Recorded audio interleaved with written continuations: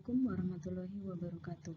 Selamat pagi, selamat siang, selamat malam, kapanpun dan dimanapun kalian mendengarkan video pembelajaran PPK ini. Semoga kalian semua tetap sehat dan bahagia selalu. Untuk melanjutkan bab yang keempat, kita akan memasuki subbab yang ketiga, yaitu permasalahan keberagaman masyarakat di Indonesia. Sekarang kalian buka halaman 101.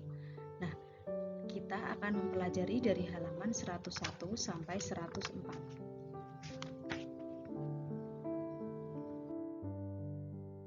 Yang pertama adalah bentuk keberagaman masyarakat di Indonesia. Yang pertama yaitu suku bangsa. Menurut Ensiklopedia Britannica 2015, suku bangsa disebut juga atau etnik atau etnis. Suku bangsa adalah suatu golongan manusia yang anggota-anggotanya mengidentifikasi dirinya dengan sesama. Biasanya kesamaan tersebut didasarkan pada garis keturunan. Berdasarkan data resmi dari Badan Pusat Statistik BPS pada tahun 2010, Indonesia mencatat memiliki sekitar 1.340 suku bangsa yang tersebar di seluruh wilayah Indonesia. Dari suku bangsa ini, kalian harus menggarisbawahi kata mengidentifikasi. Nah, mengidentifikasi itu berasal dari identik. Nah, kalau kalian tahu kembar identik ya kan. Kembar identik itu berarti kembar yang mirip ya kan. Nah, berarti suku bangsa itu orangnya mirip-mirip. Nah, pasti orangnya mirip-mirip dan kemudian memiripkan diri. Nah, maksudnya seperti apa? Dari segi keturunannya sama, terus dilihat dari bahasanya pun sama, dilihat dari pakaiannya pun sama, dan dari tingkah lakunya mungkin dari segala macam aspek mereka itu mirip atau sama. Nah, itu disebut suku bangsa.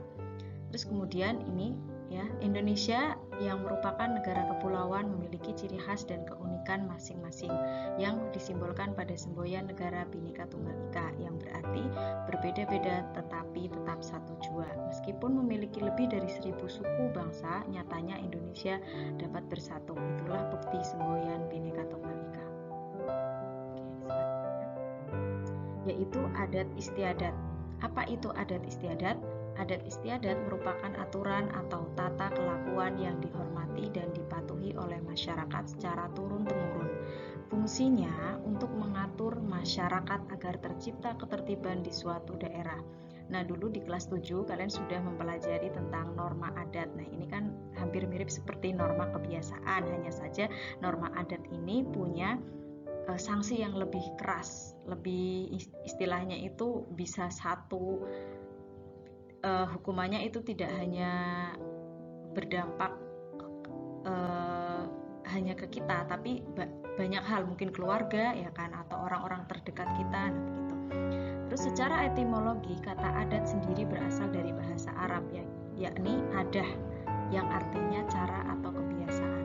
Dalam hal ini adat diartikan sebagai perbuatan yang dilakukan berulang sehingga menjadi kebiasaan yang harus dipatuhi masyarakat di suatu lingkungan.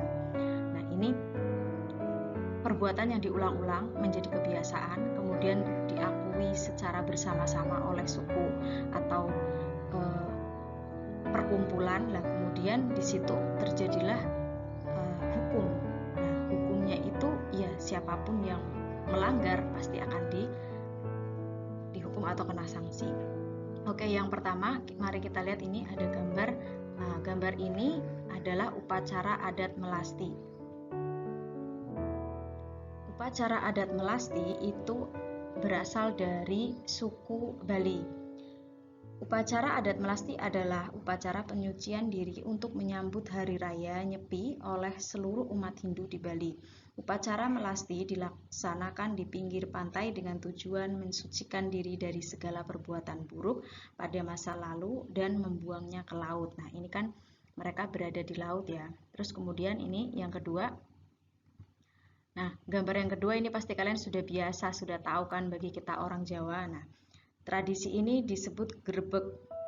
Nah, grebek ini ya kan, kalian pasti sudah pernah melihatnya ya kan. Saat sudah memasuki bulan Mulut, kalian pasti pernah menyaksikan perayaan di daerah Solo dan Yogyakarta yang cukup terkenal dengan sebutan Muludan. Nah, itulah yang dinamakan tradisi atau upacara grebeg bagi masyarakat Jawa. Nah, selain Muludan, itu juga grebeg ini juga dilaksanakan setiap tanggal 1 Syawal. Nah, terus kemudian tradisi di Jawa itu juga banyak. Nah, salah satunya itu adalah ya ini grebeg, terus ada juga sekaten, terus kenduren. Kalau kenduren itu syukuran, terus ruatan, ada tedak sinten. Kalau tedak sinten ini kayak selamatan. Terus selikuran, ini setiap malam 21 Ramadan. Terus wetonan, ada mendak. Kalau mendak ini untuk memperingati 1 tahun meninggalnya orang Jawa. Terus kemudian nyewu, ini 1000 hari meninggalnya orang Jawa. Terus kemudian ini selanjutnya, nah ini namanya, ini gambar ini Mapa Dendang. Mapa Dendang ini dilakukan oleh suku Bugis. Tradisi hiburan petani menyambut turunnya Dewa Padi dan Dewi Sri sebagai pembawa berkah bagi keluarga petani. Tradisi ini dilakukan setiap setahun sekali dan digelar selama 2 hari 2 malam. Budaya Mapa Dendang dilakukan oleh wanita atau laki-laki secara bergantian memukul lesung menggunakan alu yang menciptakan irama. Nah, ini ada sekelompok orang yang sedang memukul lesung, ini lesungnya ya, terus ini alunya. Oke, kemudian lanjut ke tradisi Horja Bius, ini di Batak ya. Upacara adat tradisional suku Batak Toba. Upacara diadakan guna menyelesaikan sebuah permasalahan demi mencapai sebuah kesepakatan bersama. Nah, ini acara ini tuh tidak hanya cuman itu, sekarang sudah dimodifikasi agar lebih mengingat tradisi lagi. Selain untuk musyawarah mufakat, juga untuk memperkenalkan kesenian-kesenian dan disertai juga teater kolosal. Selain ini ya, dari adat istiadat dari suku ini, menurut Mr. Van Vollenhoven mengungkapkan tentang sistem lingkaran hukum adat yang mengklasifikasikan dari sekian ratus adat di Indonesia menjadi 19 lingkaran hukum adat atau suku bangsa. Nah, ini diringkas menjadi 19 lingkaran adat. Kalian bisa baca halaman 102, itu ada 19 ya, dari suku Aceh sampai suku di Jawa Barat. Nah, ini ada 19 lingkaran hukum adat. Oke, kita lanjutkan.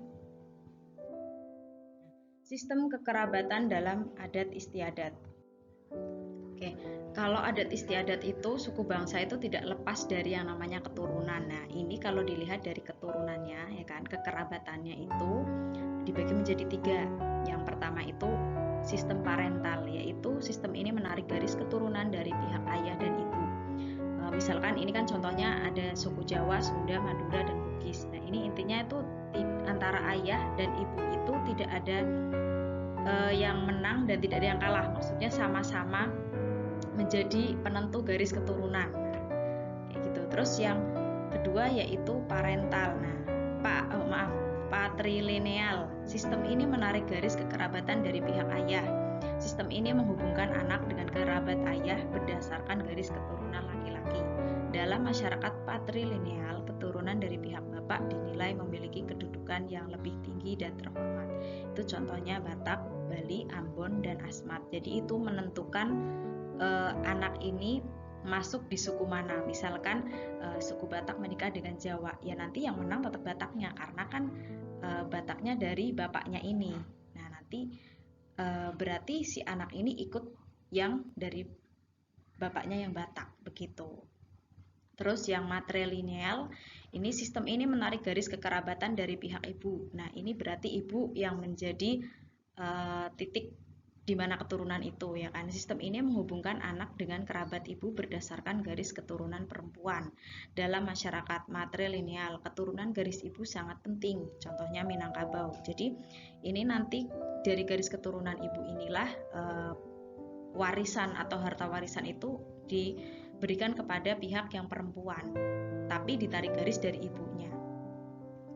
Jadi untuk yang Minangkabau ini berarti dalam sebuah keluarga itu seakan-akan perempuan menjadi kepalanya yang bertanggung jawab dari itu semua, dari semua keturunannya begitu.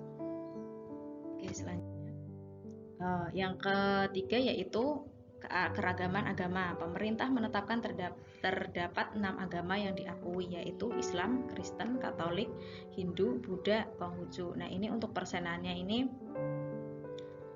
berdasarkan sensus penduduk ya, di tahun 2010 dengan jumlah penduduknya 230 juta sekian ya. Oke, selanjutnya pengaruh keberagaman masyarakat di Indonesia. Dampak positif dan dampak negatif. Pengaruhnya itu pasti ada dampak positifnya, ada dampak negatifnya. Nah, positifnya adalah terciptanya integrasi nasional. Apa itu integrasi nasional? Integrasi nasional menurut KBBI, integrasi memiliki arti pembauran sampai menjadi satu kesatuan yang bulat dan utuh. Sedangkan arti dari kata nasional berarti bangsa. Jadi integrasi nasional adalah proses persatuan wilayah yang di dalamnya terdapat sebuah perbedaan. Nah, jadi kalau ditarik garis itu berarti integrasi nasional adalah sebuah penyatuan berbagai kelompok sosial dan budaya ke dalam kesatuan wilayah nasional yang akan membentuk sebuah identitas nasional. Nah, ini maksudnya bentuk pembauran. Akan terjadinya pembauran. Dan itu akan membentuk kesatuan. Nah, ini namanya integrasi nasional. Terus yang kedua, memajukan pergaulan antar suku, agama, budaya, dan golongan. Yang ketiga, memperkaya khasanah budaya bangsa. Terus dampak negatifnya, ini kalian bisa lihat di halaman 104 ya. Dampak negatif keberagaman. Yang pertama, terjadinya konflik dalam masyarakat. Yang kedua, munculnya sikap primordialisme. Primordialisme ini pandangan yang berpegang teguh pada hal-hal yang dibawa sejak kecil, baik mengenai tradisi, adat istiadat, kepercayaan maupun segala sesuatu yang ada di lingkungan pertamanya. Jadi ini kayak semacam pikirannya itu terlihat sangat tradisional dan itu sangat sulit untuk dimasuki budaya baru. Ini maksudnya karena terlalu tradisional banget gitulah. Terus yang ketiga yaitu fanatisme yang berlebihan, yaitu paham yang berpegang teguh secara berlebihan terhadap keyakinan sendiri sehingga menganggap salah terhadap keyakinan yang lain. Ini biasanya fanatisme ini muncul kadang karena sering terdoktrin atau sering menganggap budaya kita, suku kita itu yang paling bagus atau yang paling mayoritas atau bahkan yang paling berpengaruh. Nah, ini kadang membuat kita itu seakan-akan memisah-misahkan. Misalkan Presiden Indonesia itu harus orang Jawa, wakilnya itu harus di luar Jawa atau dan lain sebagainya. Itu adalah istilahnya tuh percikan-percikan fanatisme dalam segala bidang sebenarnya. Yaitu mungkin salah satunya kalau pemilihan presiden itu dalam hal politik ya. Mungkin kalau hal-hal yang lain itu banyak. Kalau misalkan mau beli sayur itu harus di suku yang A, nggak boleh di suku yang B. Nah, itu adalah hal-hal kecil yang sebenarnya juga bisa menimbulkan yang namanya fanatis. Oke, Ibuku cukupkan sampai di sini, kurang lebihnya mohon maaf. Wassalamualaikum warahmatullahi wabarakatuh.